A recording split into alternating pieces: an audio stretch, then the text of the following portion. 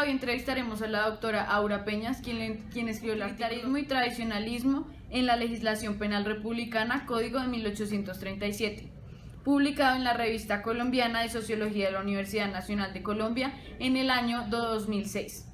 Nuestro equipo está conformado por Ángela Torres, Andrés Felipe Rodríguez, Laura Vaquero y María Paula Lozano. Bueno, estamos acá con la doctora Aura Elena Peñas Felizola, abogada de la Universidad Nacional, con doctorado en Sociología del Instituto Universitario de Pesquisa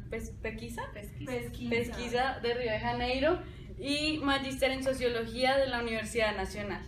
Buenas tardes, doctora. Buenas tardes, gracias. Cuéntame. Tenemos algunas preguntas. La primera es: ¿en qué influyó el pensamiento utilitarista de la obra de Jeremías Bentham en la legislación colombiana y qué relación existe entre el utilitarismo y el tradicionalismo? Bueno, yo escribí este artículo en el año 2000, entre el año 2004 y el año 2005 con ocasión de mis estudios de maestría en Sociología en la Universidad Nacional. Me interesaba mucho conocer las ideologías que estaban en la base del Código Penal colombiano de 1837, que fue el primer código penal republicano, la primera gran codificación penal, porque antes del Código Penal estaba vigente la legislación de Inger, las 7 partidas, la nueva recopilación, la novísima recopilación, etcétera, todas esas compilaciones de derecho penal español. Y me interesaba sobre todo conocer cuáles eran las tendencias en el pensamiento jurídico-político que estaban en la base del proyecto de fundación del Estado republicano en Colombia. Y llegué a la conclusión a través del estudio de los tratados de legislación civil y penal, a través de los modelos de código que sirvieron como referencia para el Código colombiano, principalmente el Código Penal español de 1822 y el Código Penal francés de 1809, que en Colombia nosotros tenemos una legislación penal que se caracteriza por dos grandes tendencias filosófico-políticas: el utilitarismo y el tradicionalismo. El utilitarismo es una ideología y también es una teoría jurídica, tal vez la teoría jurídica más influyente en los procesos de codificación del derecho en Occidente, que buscaba darle un fundamento laico, es decir, no religioso, al derecho y a la acción del Estado.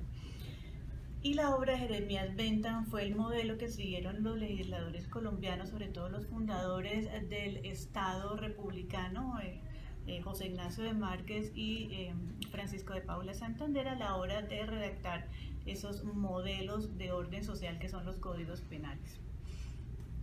¿Qué motivó al gobierno colombiano a introducir un pensamiento utilitarista en la legislación? Yo pienso que la principal motivación es que se necesitaba un derecho secular, no un derecho religioso, y además un derecho con impronta liberal. Porque la declaración de independencia en Colombia, como en la mayoría de los países de América Latina, se da pues en el contexto de la ilustración, de la revolución ilustrada, y por eso incorporar dentro de la constitución política y dentro de las codificaciones nuevas, todo el derecho se estaba creando. Era muy importante incorporar esas conquistas de lo que Luigi Ferrajoli llama la primera revolución democrática, que son las conquistas del Estado de Derecho, es decir, derechos civiles, el derecho a la vida, a no ser torturado, el derecho a la propiedad, el derecho a la libertad personal, la garantía del habeas corpus, el juez natural. Era necesario incorporar todas esas libertades y garantías dentro de la codificación penal, y por eso Bentham ofrecía un modelo muy fácil para los legisladores en estos estados nuevos que estaban naciendo en América Latina.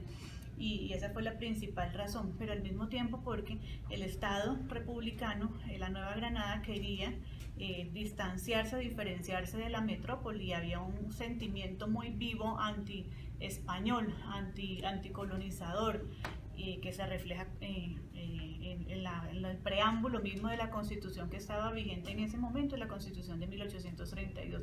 Y por esa razón, por ese sentimiento antimonárquico,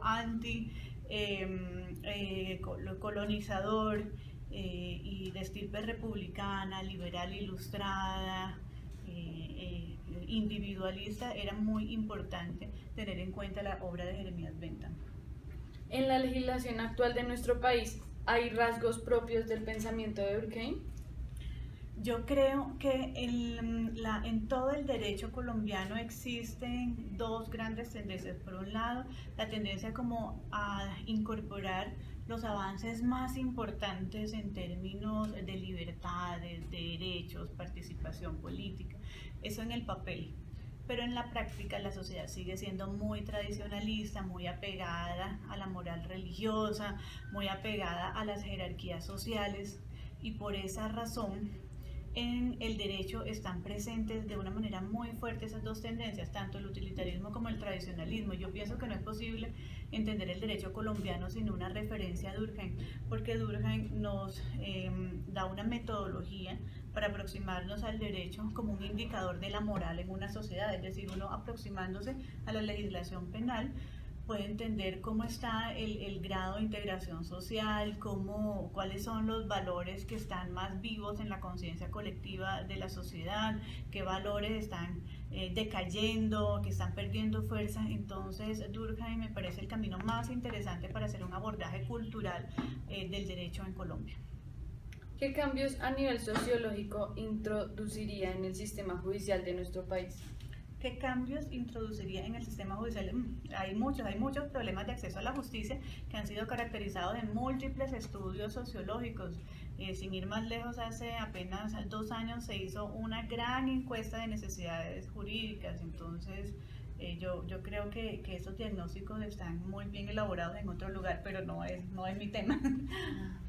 Bueno, quisiéramos hacerle muchas preguntas, pero pues esas son las principales y sabemos pues que está un poco corta de tiempo, entonces muchísimas gracias por su tiempo. Con el mayor gusto. Gracias. Deseo éxitos en su